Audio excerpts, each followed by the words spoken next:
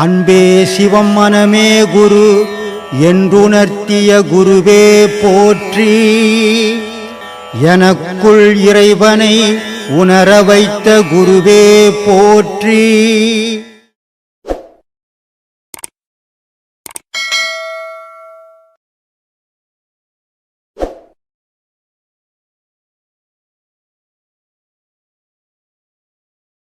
ஒரு வருஷத்துல இந்த பாடம் வாங்கி ஒரு மாதம் தான் கொஞ்சம் ஒரு மாதிரியாக இருந்தது. அதுலேருந்து இன்னி வரைக்கும் எந்த பிரச்சனையும் இல்லை, எனக்கு தைரியமாக இருக்கிறேன். நீங்கள் சொன்னீங்கல்ல இந்த பாடத்தில் வந்தால் எல்லாமே இருக்குன்னு. ஒரு ஒரு ஒரு நேரத்தில் என்ன பண்ணும், ஒரு நேரத்தில் அப்படியே ஒரு படப்படப்பாக ஒரு மாதிரியாக இருக்கும். இன்றைக்கி எவ்வளோ ஒரு பெரிய ஆபத்து வந்து ஒன்றும் எனக்கு தெரில, அது அந்த என்னன்னே தெரில. அந்த ஒரு சோகம் வரும், ஒரு படப்படப்பாக இருக்கும், உடம்பு ஒரு நடுக்கல் இருக்கும், அந்த மனுஷன் அப்படியே டிக்கெட்டுக்கு நடிச்சிக்கும். இப்போ எதுவுமே இல்லை. எவ்வளோ பிரச்சனை வந்தது, இப்போ வந்தது கூட எதுவும் தெரில எனக்கு. அது மாட்டாது போயினே இருக்குது. ஆனால் அந்த பாடம் பண்ணும்போது பண்ண நீங்கள் வந்துகிட்டே இருக்கிறீங்க. நானும் என்னடா பார்க்குறேன். நான் பண்ண வந்துனே இருக்கிறேன். நீங்கள் வந்துகிட்டே இருக்கிறீங்க, ஆட்டோமேட்டிக்காக வந்துனே இருக்கிறீங்க. ஆனால் அதுக்கப்புறம் பார்த்தா நீங்கள் சொல்கிற மாதிரி அந்த காட்சி மனிதனுடைய வாழ்வு இருக்குது. நீங்கள் சொன்னீங்க, நான் சொல்லிக்கிறேன் உங்ககிட்ட, எங்கள் வீட்டு அம்மா இருந்துட்டாங்க. நான் அதை பற்றி நான் இது வரைக்கும் கவலைப்படலை. அது அவ்வளோதான், அது முடிஞ்சு போன கதை. அந்த மனிதனுடைய வாழ்வு வந்து கற்பனையோடு ஒட்டினது. அந்த கற்பனையில் என்ன பண்ணிவிடுவான், சின்ன ஒரு சந்தோஷமான விஷயம் நடந்து வீட்டில் நடக்குதுன்னு சொன்னால், இவன் இல்லாத கற்பனையெல்லாம் கூட சேர்த்துக்குன்னு அக்கா முகான்னு கண்ணு தெரியாத கால் தெரியாத குதிப்பான்.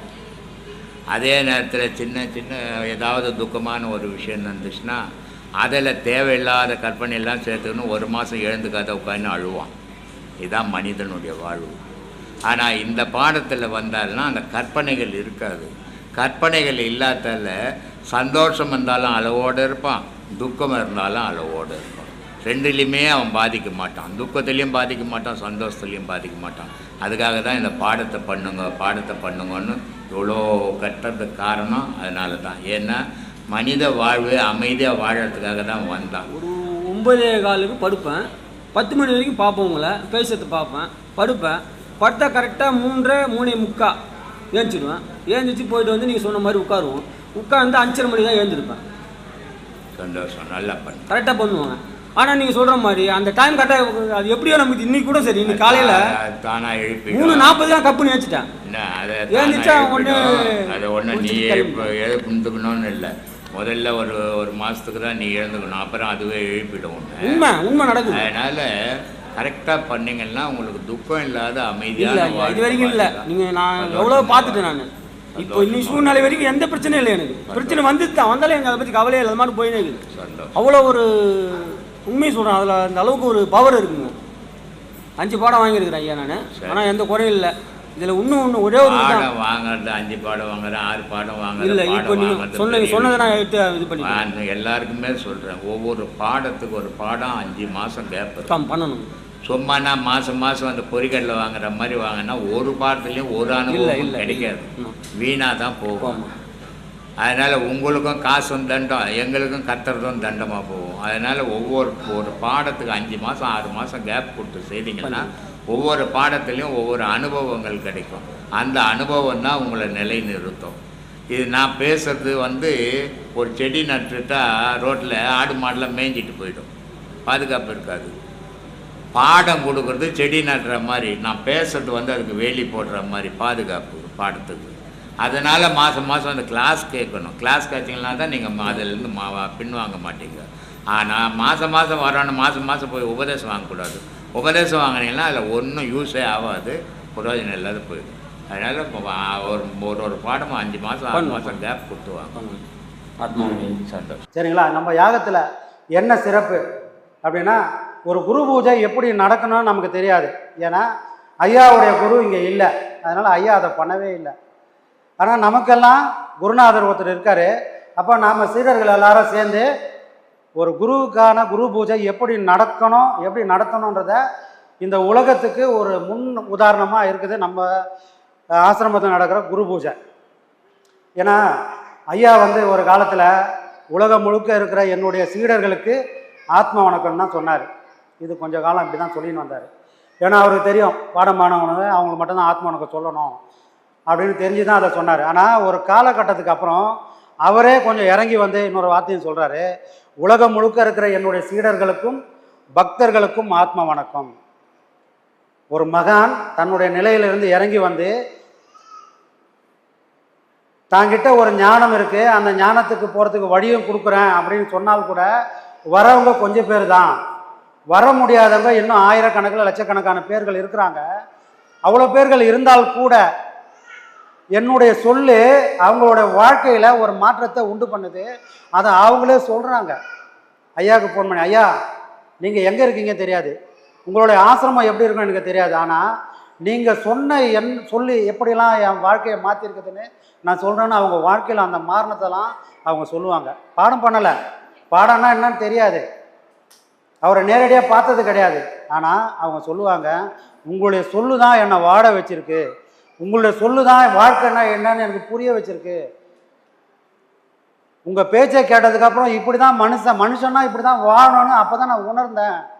ஆன்மீகன்றது எட்டா கனி, அதெல்லாம் நிறைய படித்தவங்களால தான் முடியும், சாமானிய மக்களால் சராசரி மனுஷனால் அதெல்லாம் பிடிக்க முடியாதுப்பா, ஆன்மீகத்தை எல்லாராலையும் போக முடியாதுன்னு அந்த மாயையை முதல் முறையாக தன்னுடைய வாக்குன்ற தடி கொண்டு அந்த மாயையெல்லாம் அடித்து விரட்டி வச்சார் ஐயா. ஆன்மீகம்ன்றது எல்லாருக்கும் பொது, மனுஷனாக பிறந்த எல்லாராலையும் அதை பண்ண முடியும். அதுக்கு படிப்போ காசு பணமோ எந்த விதமான சம்பந்தமும் இல்லை. இது மனுஷன் எல்லாருக்கும் பொதுவானது, எல்லாராலையும் இறைவனை தனக்குள்ளே உணர முடியும் அப்படின்னு முதல் முறையாக அந்த வாதத்தை எடுத்து வச்சவரே நம்முடைய குருநாதர் சத்குரு பிரம்மஸ்ரீ நித்யானந்த சுவாமிகள் தான்.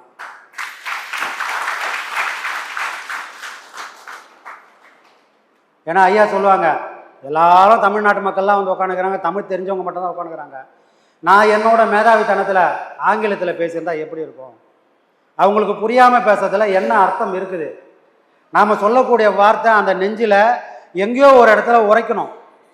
ஏன்னா இங்கே வந்தவங்க யாரும் சாதாரண ஆளுங்களுக்கு கிடையாது, இன்னைக்கு புதுசாக கூட வந்திருக்கலாம், ஆனால் அவங்க வாழ்க்கையில் 1000 விதமான கஷ்டங்கள் நஷ்டங்கள் எல்லாத்தையும் பட்டு அடி உத வாங்கி ஒரு பக்குவமான சூழ்நிலை வந்ததுக்கப்புறம் தான் ஐயாவை தேடி வர முடியும்.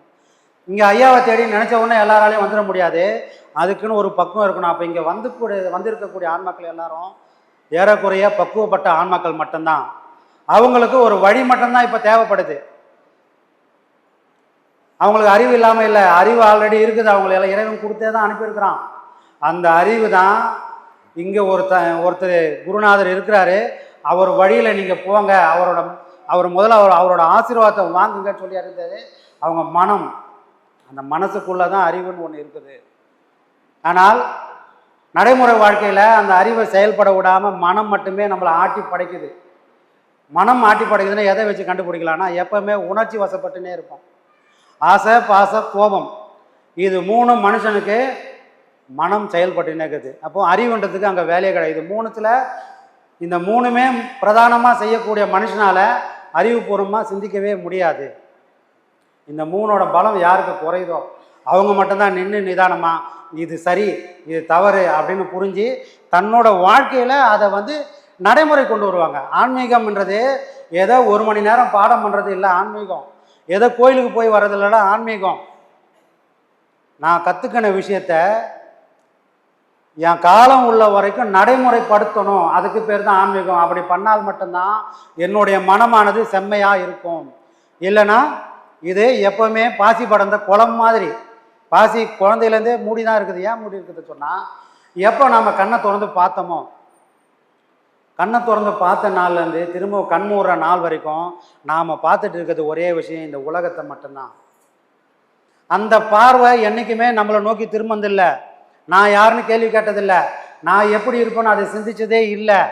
ஏன்னா அந்த பார்வை எப்பவுமே உலகத்தையே பார்த்து ஒரு நாள் செத்தும் போயிடும். ஐயா சொல்கிற விஷயங்கள் என்னன்னா, உலகத்தை பார்த்தது போதும்பா, ஏன்னா நீ பிறக்கிறதுக்கு முன்னாடியும் உலகம் இருந்தது, நீ செத்து போனாலும் இந்த உலகம் இருக்க தான் போகுது. அப்போது இந்த உலகம் என்றது நிதர்சனமான உண்மை. அதுக்காக நீங்கள் ஏக்கமோ கோபமோ ஆதங்கமோ பறதெல்லாம் அர்த்தம் இல்லை. நீங்கள் உண்மையிலேயே நீங்கள் தேட வேண்டியது, நீங்கள் உணர வேண்டியது ஒரே ஒரு பொருள், அது உங்களுக்குள்ள மட்டும்தான் இருக்குது.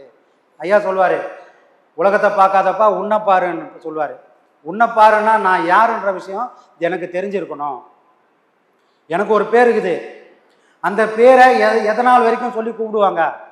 சங்கரன்னு இருக்கலாம், இல்லை என் பேர் தியாகு, எதனால் வரைக்கும் கூப்பிடுவாங்க அப்படின்னா, எனக்கு உள்ள ஒரு பொருள் இருக்குது, அந்த பொருள் எனக்கு உள்ளே இருந்து ஆட்சின் செய்கிற வரைக்கும் தான் அந்த பேர் நிலைக்கும்.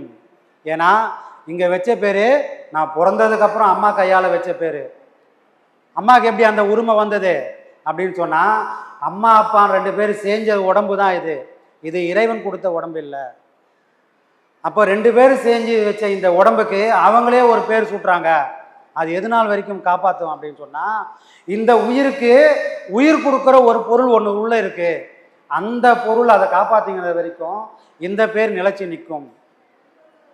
ஐயா வராரு, ஐயா போகிறாருன்னு சொல்கிறதெல்லாம் அந்த உள்ளகிற ஒரு பொருள். ஆனால் இப்படி ஒன்று இருக்குது அப்படின்னு இது நாள் வரைக்கும் யாரும் ஆராய்ச்சி பண்ணுறதே கிடையாது. எப்பவுமே தனக்கு எதிர் உள்ள இந்த உலகத்தையும் இந்த உலகத்தில் வாழ்ந்துட்டு இருக்கிற எப்பவுமே பக்கத்து வீட்டுக்காரனை பற்றி தான் நம்ம யோசிக்கிறோம். ஐயா சொல்லுவார், பக்கத்து வீட்டுக்காரன் பணக்காரன், உனக்கு உண்மையிலேயே பணக்காரன் ஆகணும்னு ஆசை இருந்தால் நீயும் அந்த மாதிரி கஷ்டப்பட்டு பணக்காரன் ஆகிறதுக்கான முயற்சியை பண்ணணும். அதை விட்டுவிட்டு ஐயோ அவன் பணக்காரனாகிறானே, இவன் நல்லா வாரானே அப்படின்னு நீ ஏக்கப்பட்டா அது சரியான வாழ்க்கையா? உனக்கு அந்த மாதிரி வாழ்க்கை வேணும்னா நீயும் அவனை மாதிரி பாடுபடு, நீயும் அவனை மாதிரி உழந்து காட்டு. அந்த செல்வம் தான் உன்னை பணக்காரன் ஆக்கும். ஆன்மீகத்தில் பணம் தேட நம்ம வரல. அப்போ என்ன சாமி தேட வந்தோம்? நான் மறந்து போன ஒரு விஷயம், நான் தொலைச்சி போன ஒரு விஷயம், நான் யார் என்ற ஒரு கேள்விக்கு விடை தெரியாமல் வாழ்ந்து விடை தெரியாமலே ஒரு நாள் முடிஞ்சும் போயிடுறோம். இறைவன் கொடுத்தது கருவில் இருக்கும்போது அம்மாவோட கர்ப்பப்பையில் முழுக்க முழுக்க தண்ணியில் தான் வாடுது இந்த உடல். அதுக்கு உயிர் இருக்குது, சுவாசமும் பண்ணுது.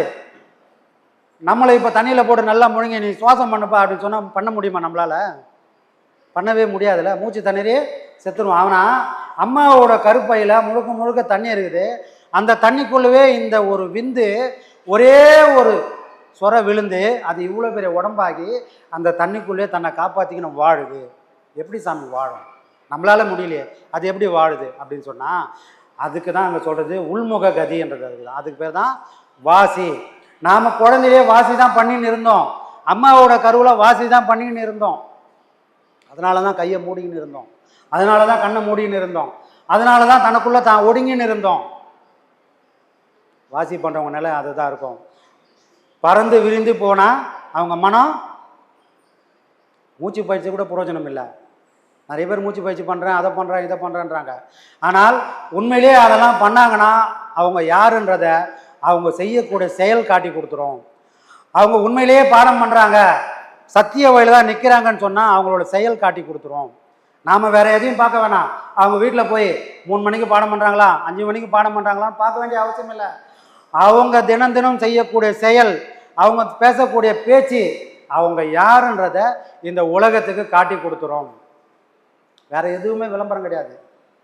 இந்த சொல்லும் இந்த செயலும் தான் நமக்கான ஒரு அடையாள அட்டை. ஆரம்பத்தில் சாமி நிறைய பேர் வருவாங்க, சாமி நான் வாழ்க்கையில் எவ்வளோ தப்பு தண்டாலாம் பண்ணிட்டேன், உங்கள் வார்த்தையை கேட்டு உங்கள் பாடம் பண்ணதுக்கப்புறம் நான் அந்த மாதிரிலாம் இல்லாமல் இப்போ வேற ஒரு புது பிறவி எடுத்த மாதிரி மனுஷனாக இருக்கிறேன்னு, இது ஏன் எனக்கு முன்னவே கிடைக்கல அப்படின்னு ஐயா கிட்டே நிறைய பேர் கேட்டிருக்காங்க. ஏன் கிடைக்கல அப்படின்னு சொன்னால், ஒரு ஒரு ஒரு பழம் இருக்குது, நம்மளோட ஒரு செடின்னு இருந்தால் அதில் பழம்னு ஒரு விஷயம் கிடைக்கும். அந்த பழம் வரதுக்கு முன்னாடி அரும்பாக இருக்கும், அப்புறம் பூவாக மாறும், அப்புறம் காயாக மாறும், அப்புறம் தான் கனியாக மாறுன்ற மாதிரி இங்கே பெரியவங்க எல்லாம் சொல்லி வச்ச விஷயங்கள் என்னென்னா, அடிப்படையில் மனுஷனுக்கு பக்தின்றது தேவை. அது ஒரு முட்டு மாதிரி. அந்த பக்தி ஒரு முடிவில் நின்று அந்த பக்தியிலிருந்து அவங்கள யோகத்துக்கு தள்ளி விடணும். அப்போது அது என்னது, ஒரு காய் மாதிரி. இந்த யோகம் காலமுள்ளா யோகமே பண்ணினுங்களான்னா, காலமுள்ளா ஒரு காய் காயாகவே இருந்தால் எதனா பலன் இருக்குமா? அந்த காய் கனியாக மாறணும். அதை போல் காலமுள்ளா பாடம் பண்ணுறதுனால பிரயோஜனமே இல்லை. காலமுள்ளா பாடம் பண்ணுறதுக்கான எங்கேயோ ஒரு இடத்துல நிறுத்தணும். அது எப்போ நிறுத்தும், எப்போ நிற்கும் அப்படின்னு சொன்னால், அந்த யோகத்துக்கான முழு பலனான ஞானத்தை அடைஞ்சால் மட்டும்தான் யோகம்ன்றதை நம்மளால் ஸ்டாப் பண்ண முடியும். அப்போது இன்றைக்கி நான் ஸ்டார்ட் பண்ணிட்டேன் சாமி, 6 வருஷம் ஆயிடுச்சு சாமி, 5 வருஷம் ஆயிடுச்சு சாமி அப்படின்னு நிறைய பேர் புலம்புறதெல்லாம் நமக்கு தெரியுது. ஐயா பாடம் பண்ணுறதே கிடையாது. எப்போ பாடத்தோட உச்சமான ஞானத்தை அடைஞ்ச பிறகு பாடம் தேவையில்லை. மனம் அது செம்மையானால் மந்திரம் செபிக்க வேண்டாம், மனம் அது செம்மையானால் வாசியை உயர்த்த வேண்டாம். மனம் அது செம்மையானால் மந்திரம் செம்மையாமே. எல்லாம் எதுக்காகனா இந்த மனமானது செம்மைப்படுத்துறதுக்காக தான். மந்திரமாக இருந்தாலும் சரி, வாசியாக இருந்தாலும் சரி, இல்லை 1000 விதமான வழிமுறைகள் எல்லாம் எதுக்காக மனுஷனுக்கு வச்சுக்கிறாங்க அப்படின்னு சொன்னால், இந்த பாழா போன மனம் பக்குவப்படணும். ஏன்னா இதை ஒன்றை மட்டும்தான் இறைவனானவன் எதிர்பார்க்குறான் நம்மக்கிட்ட. நாம் சம்பாதிக்கிற அவனுக்கு போகிறதே கிடையாது. நாம் கொடுக்குற எந்த விஷயமும் அவன் எத்தனை போய் போக முடியாது. ஏன்னா அவன் வேறு ஒரு பொருளாக இருக்கிறான். ஐயா சொல்லுவாங்க, அவன் தண்ணியாக இருக்கிறான், நான் எண்ணெயாக இருக்கிறேன். ஆனால் தெரியல. யோகம் பண்ணால் ஒரே ஒரு விஷயம் புரியும், இறைவன் தண்ணியாக இருக்கிறான், நான் எண்ணெயாக இருக்கிறேன். நான் என்னைக்கு தண்ணியாக மாறணும் அன்னைக்கு தான் இறைவனோட போய் பொருந்துவேன்றேன். அந்த ஞானம் அவங்களுக்கு புலப்படும். அப்போ அவங்களுக்கு எப்படி இருப்பாங்க? பக்குவம் அடைந்துடும். யோகத்தோட முடிவு நிலை அவங்க பக்குவமாக இருப்பாங்க. பக்குவத்தோட விளைவு என்ன எப்படி இருக்குன்னா, அவங்க சொல்லு செயல் எல்லாம் சத்தியத்தில் நிற்பாங்க. அந்த சத்தியம்தான் தான் யாருன்னு காட்டி கொடுக்கும், அந்த சத்தியம்தான் இறைவன் யாருன்றதும் காட்டி கொடுக்கும். வேற எதனாலையும் அந்த விஷயத்தை நம்மளால் கொடுக்கவே முடியாது.